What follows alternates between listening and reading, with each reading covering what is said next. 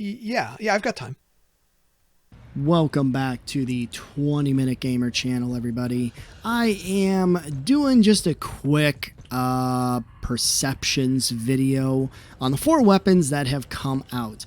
I just have a couple of thoughts, I guess you'd call them pros and cons of each weapon, and just kind of want to see if the rest of you feel the same way. So, just since I've got it equipped here, I'm going to go ahead and look at the M41E4 heavy pulse rifle. I'm just going to go with one pro and one con. There's no need to, do, 3 and 3 or, 3 and 2. It's honestly, out of all 4 of them, I think it's the most accurate and well balanced. I think the rate of fire and the damage output is commensurate with the amount of ammunition that you receive. I think that's important because when it comes to balancing in the future, I think that this weapon doesn't really require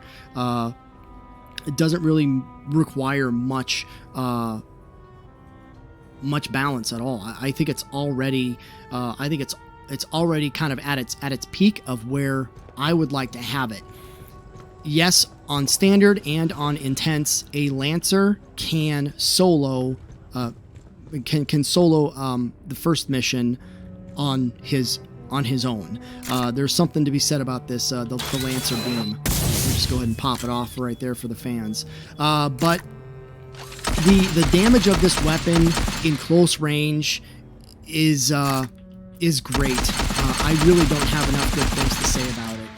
But my con of it, of course, is the low ammo. When you consider the magazine size and max ammo of the M56, you're literally looking at 1/3 that. So the damage is proportionate to the amount of ammunition that you're actually bringing with you. I don't know, just my thoughts. Let me know what you think.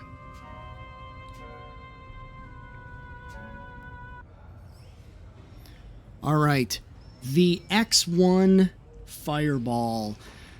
All right, let's talk about it. Let's get this one out there.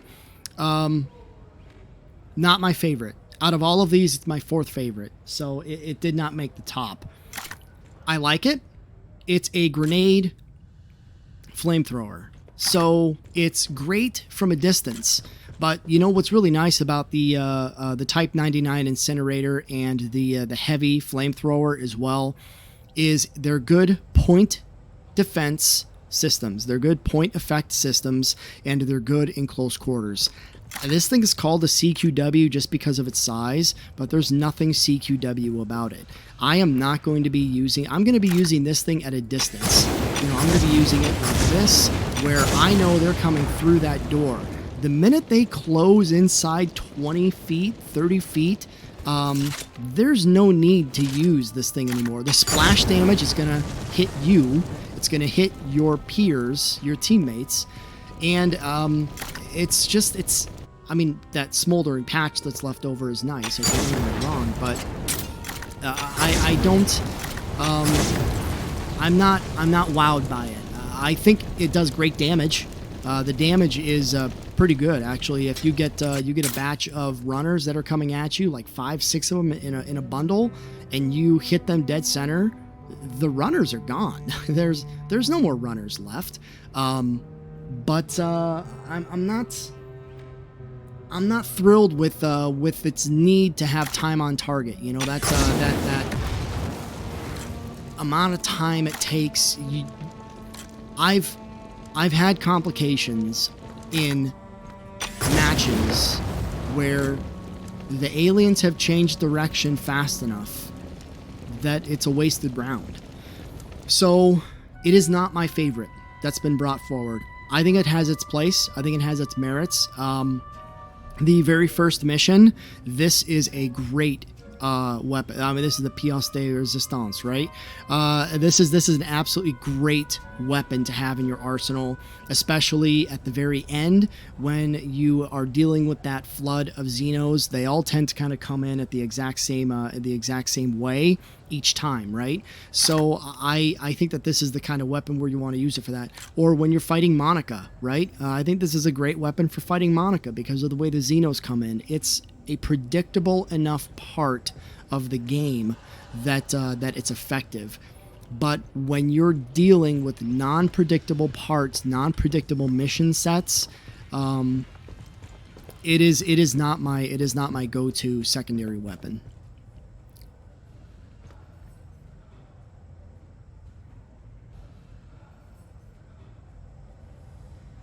All right, the next one that I have prepped and ready to go is the X-45 Bombard. Now, you can see from my loadout here, I have not really played with the Bombard a lot, but what I can say is it is my favorite burst rifle. It's got a good rate of fire. I really enjoy its burst rate of fire, and I think it's accurate enough. Now, what is my con of this? The fact that it's a burst weapon.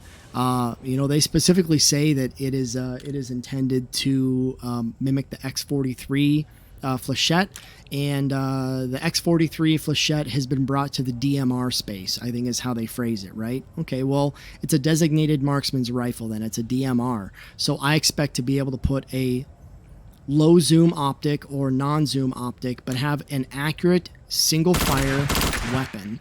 And I don't have that with this. So the fact that you want to flag it as a DMR, I guess, kind of bothers me. I'm not thrilled with that aspect. I would love, this would be my go-to weapon if it were single fire. I think that in the weapon selection screen as well, when you create the actual weapon, when you create the actual setup for this rifle, I think that they should give you an option to leave it as burst or leave it or modify it to be single fire. I think that would make me happier, maybe, but I'm not unthrilled with it. Don't get me wrong. This is my second favorite. Okay, I mean, I've got the heavy pulse is my favorite out of all of them, and then this is probably my second favorite. So I do like this one, right? But the whole burst aspect and then trying to claim it as a DMR, I guess, kind of bothers me. I don't know. Maybe I'm nitpicking. Maybe I'm being too picky. But I don't know. Let me know what your thoughts are on this one.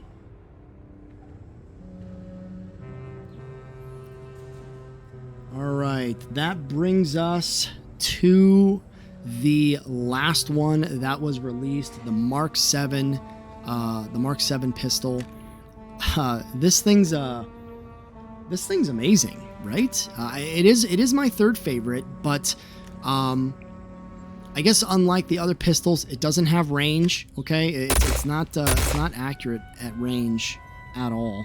Not that I expect it to be, but I mean that Magnum is pretty sexy. Okay, so there's that, but its rate of fire is pretty good for the pistol, right? I really enjoy that, and I think that's its best selling point. My con for this is that it's a little squirrely at close range. I've had a couple of experiences where we're getting swarmed and they're right in front of us, and it's too easy to, how do I phrase this? It's too easy to not release the trigger in time. I guess what I like about this is you fire in bursts of 3 or 4, right? That's nice, but you can hold your mouse button down long enough to get 2 bursts, and if you're not prepared for that second burst, you're going to go off target, right? So I think this one's a little squirrely, and that's why it's my third favorite. behind the bombard.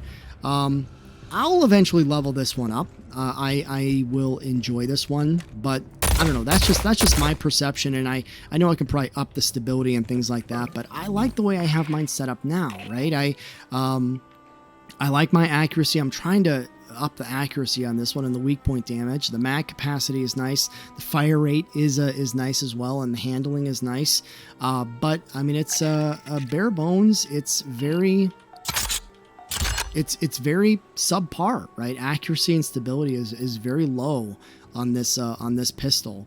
I get I haven't leveled these up, but I mean, we're still only talking 10% of stability, extra 10% of stability. So, that's going to go up 5. So it's going to be 64 instead of 59. So, I mean, it still isn't, it's not even, 10%. Yeah, my math is right. You made me doubt myself. So I don't know. I guess it just kind of depends on, what you want out of this and what you're looking for.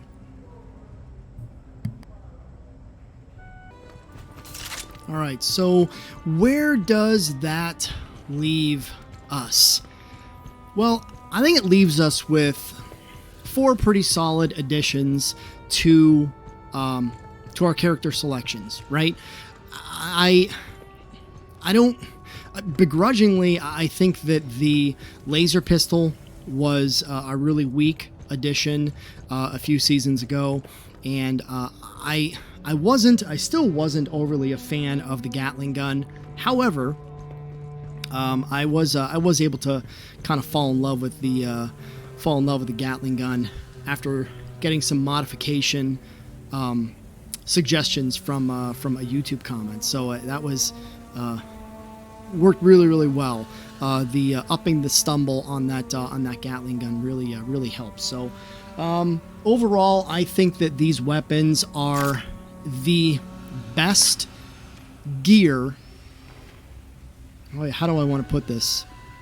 I think these weapons that were brought into us, I think they are some of the best gear that have been offered to us since the DLC's been coming. So I don't think anything. I think everything is balanced really well.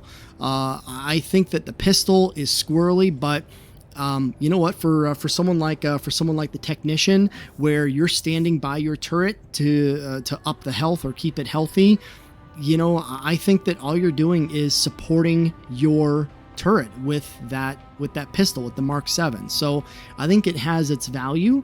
I think that the Lancer paired with the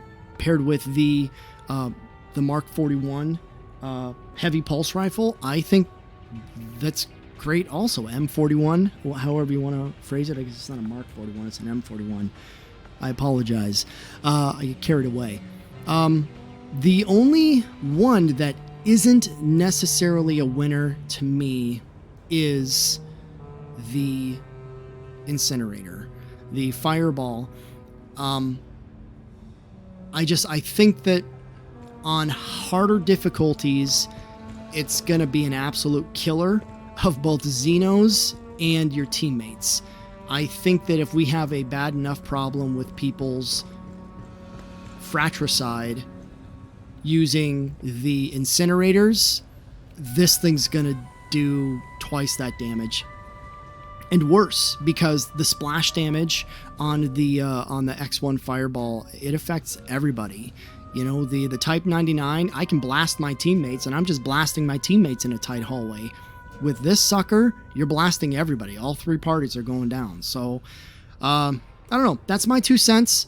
Drop a comment in the bottom. Let me know what you think. Let me know if you think I'm spot on. Let me know if you think I'm talking out of my ass, or I don't know what the hell's going on. So I'd love to strike up a dialogue. I already have with several of you. It's been great talking to all of you, and I look forward to keep content like this moving forward as well. So I will catch you on the next one.